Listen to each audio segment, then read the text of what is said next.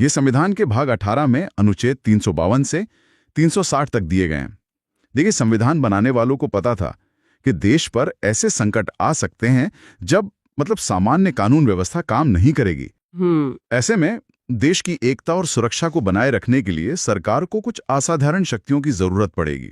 यही इन प्रावधानों का मूल मकसद है। ठीक है, तो चलिए इस बॉक्स को खोलकर देखते हैं कि इसके अंदर क्या क्या है। हमारे स्रोतों के हिसाब से ये आपातकाल मुख्य रूप से 3 तरह के हैं: राष्ट्रीय, राज्य और वित्तीय। बिल्कुल। सबसे पहले बात करते हैं राष्ट्रीय आपातकाल की, जो अनुच्छेद 352 के तहत आता है। और यहीं पर मुझे पहली चौंकाने वाली बात मिली। आज हम सशस्त्र विद्रोह यानी आर्म्ड रिबेलियन की बात करते हैं, लेकिन पहले इसकी जगह आंतरिक अशांति जैसा गोलमोल शब्द था। हाँ। इसका तो कोई भी सरकार अपने हिसाब से निकाल सकती थी, और निकाला भी गया। 1975 का आपातकाल इसी आंतरिक अशांति की आड़ में लगाया गया था। और यही वो अनुभव था जिसने संविधान में एक बहुत बड़े बदलाव की नींव रखी। अच्छा। आंतरिक अशांति एक ऐसा शब्द था जिसकी कोई ठोस परिभाषा नहीं थी। सरकार के खिलाफ कोई बड़ा प्रदर्शन भी आंतरिक अशांति माना जा सकता था। 44वें संविधान संशोधन ने इस शब्द को हटाकर सशस्त्र विद्रोह कर दिया। इसका मतलब साफ है, अब आपातकाल तभी लग सकता है जब लोग सरकार के खिलाफ हथियार उठा लें, न कि सिर्फ सड़कों पर प्रदर्शन करें। बिल्कुल, ये एक बहुत बड़ा सुरक्षा उपाय है। और इसे लागू करने की प्रक्रिया भी अब लोहे की तिजोरी जैसी बना दी गई है ना? मुझे दिख रहा है कि अब सिर्फ प्रधानमंत्री की मर्जी नहीं चलती। नहीं, बिल्कुल नहीं। पूरी कैबिनेट की लिखित सलाह चाहिए, वो भी राष्ट्रपति को। साफ है कि 1975 के अनुभव से कुछ बहुत कड़े सबक सीखे गए। हाँ, वो एक बहुत बड़ा सबक था। संविधान निर्माता शायद ये कल्पना नहीं कर पाए थे कि प्रधानमंत्री पद का कोई व्यक्ति कैबिनेट को विश्वास में लिए बिना ही राष्ट्रपति को सलाह देकर इतना बड़ा फैसला ले सकता है।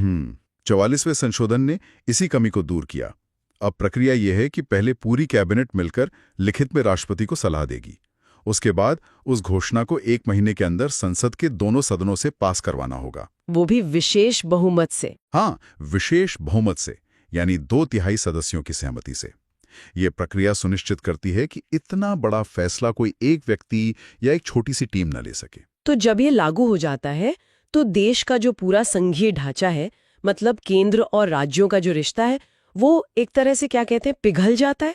हमारे स्रोत बताते हैं कि सारी शक्ति दिल्ली में सिमट जाती है। पिघल जाना शायद सही शब्द नहीं है, बदल जाना ज्यादा सही होगा। अच्छा, इसे ऐसे समझिए कि सामान्य समय में भारत राज्यों का एक संघ है जहां राज्यों की अपनी शक्तियां हैं, लेकिन राष्ट्रीय आपातकाल के दौरान ये एक यूनिट बन जाता है जिसकी कमान पूरी तरह दिल्ली के हाथ में होती है। ओके।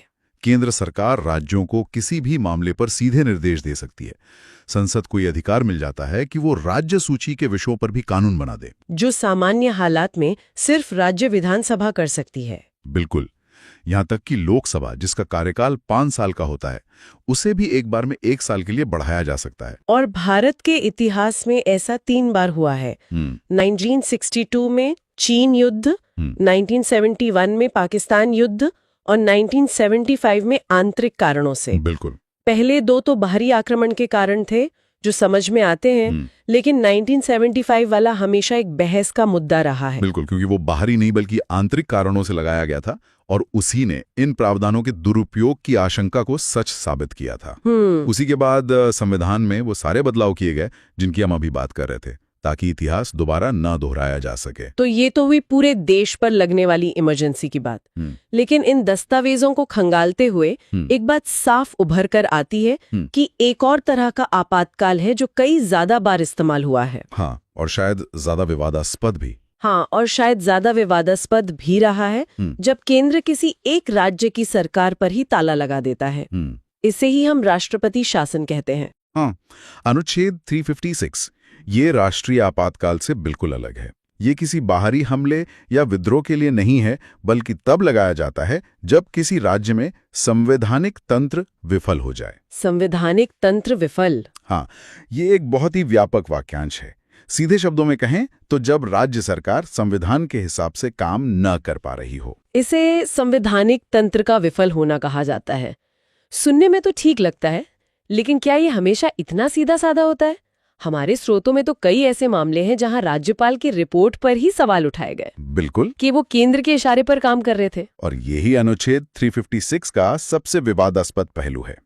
सैद्धांतिक रूप से ये एक सुरक्षा उपाय है, लेकिन व्यवहार में खासकर 90s के दशक तक ये केंद्र के हाथ में एक राजनीतिक हथियार की तरह इस्तेमाल हुआ। अच्छा। अगर केंद्र में किसी एक पार्टी की सरकार है और राज्य में किसी और पार्टी की, तो कई बार राजनीतिक कारणों से राज्य सरकार को बर्खास्त कर दिया गया। इसके कारण क्या क्या हो सकते हैं? कारण कई हो सकते हैं, जैसे चुनाव के बाद किसी पार्टी को बहुमत न मिलना, सरकार का बहुमत खो देना, या फिर जैसा आपने कहा राज्यपाल की एक रिपोर्ट कि राज्य में कानून व्यवस्था पूरी तरह चरमरा गई है। और जब ये लगता है तो मतलब लोगों ने जिसे चुनकर भेजा, मुख्यमंत्री बनाया, वो एक झटके में घर बैठ जाते हैं। हाँ बिल्कुल। राज्य की पूरी सरकार ही खत्म कर दी जाती है। मुख्यमंत्री और उनकी पूरी कैबिनेट को हटा दिया जाता है। राज्य की बागडोर सीधे केंद्र सरकार के हाथ में आ जाती है और राष्ट्रपति के प्रतिनिधि के तौर पर राज्यपाल शासन चलाते हैं। और विधानसभा का क्या होता है? राज्य की विधानसभा को या तो सस्पेंड कर दिया जाता है, मतलब कुछ समय के लिए उसकी कार्यवाही रोक दी जाती है, या फिर उसे भंग ही कर दिया जाता है। जिसका मतलब होता है कि अब राज्य में दोबारा चुनाव होंगे। बिल्कुल।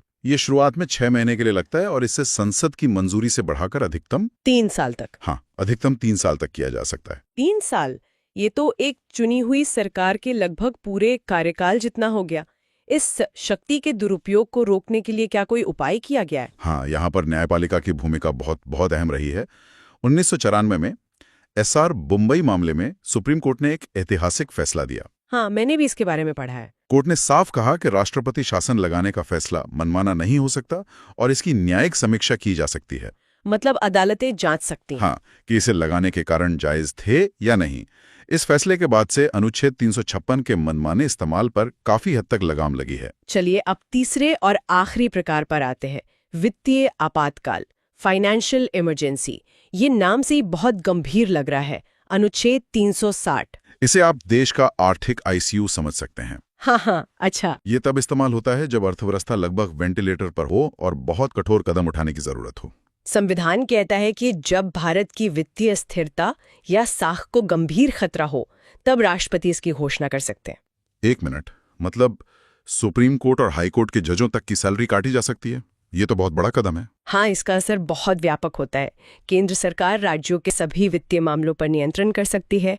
राज्यों को अपने बजट भी पास करने से पहले राष्ट्रपति की स्वीकृति के लिए भेजने पड़ सकते हैं। ओ बाप रे।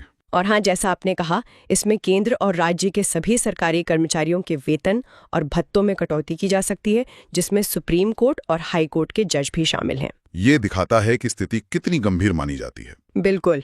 यहाँ जो सबसे हैरान करने वाली जानकारी इन स्रोतों में है, वो ये है कि भारत में आज तक वित्तीय आपातकाल कभी नहीं लगाया गया है। सही बात है। 1991 में तो हम एक बड़े आर्थिक संकट से गुजरे थे, ये सच है।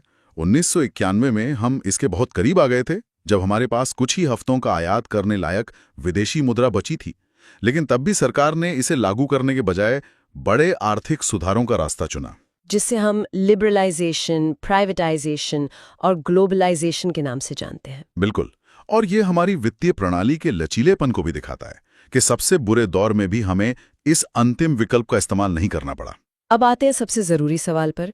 जब ये सब होता है, खासकर राष्ट्रीय आपातकाल, तो आम नागरिक के मौलिक अधिकारों का क्या होता है? क्या वो सिर्फ कागज का टुकड़ा बनकर रह जाते हैं? ये आपातकाल का सबसे संवेदनशील और सीधा असर डालने वाला पहलू है। राष्ट्रीय आपातकाल की घोषणा होते ही अनुच्छेद 19 के तहत मिलने वाले अधिकार, जैसे बोलने की आजादी, हाँ, बोलने और अभिव्यक्ति की स्वतंत्रता, शांति से इकट्ठा होने की स्वतंत्रता, देश में कहीं भी आने जाने और बसने की स्वतंत्रता, ये सब अपने आप निलंबित हो जाते हैं। अपने आप? हाँ, अपने आप, यानी सरकार इन पर रोक लगा सकती है। तो क्या सरकार जीवन का अधिकार भी छीन सकती है? क्या किसी को भी बिना कारण बताए जेल में डाला जा सकता है? नहीं, और यही भारतीय लोकतंत्र की सबसे बड़ी जीत और 1975 के आपातकाल का सबसे बड़ा सबक है। अच्छा। 44वें संविधान संशोधन ने ये साफ कर दिया कि चाहे कुछ भी हो जाए, 2 मौलिक अधिकार कभी निलंबित नहीं किए जा सकते। कौन से 2? पहला है अनुच्छेद 20, जो अपराधों के लिए सजा के संबंध में संरक्षण देता है, और दूसरा और सबसे महत्वपूर्ण है अनुच्छेद 21, यानी प्राण और दैहिक स्वतंत्रता का अधिकार, जीने का अधिकार। हाँ, जिसे हम जीने का अधिकार कहते हैं। ये वो अधिकार है जिसे सरकार किसी भी हालत में, किसी भी आपातकाल में नहीं छीन सकती। ये नागरिक अधिकारों की सुरक्षा की गारंटी है। तो कुल मिलाकर इन प्रावधानों को देखने के बाद एक तस्वीर बनती है।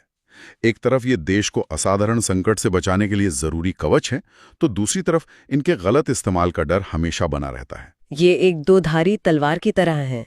बिल्कुल सही कहा आपने। निष्कर्ष यही है कि आपातोबंद संविधान के सुरक्षा वाल्व हैं।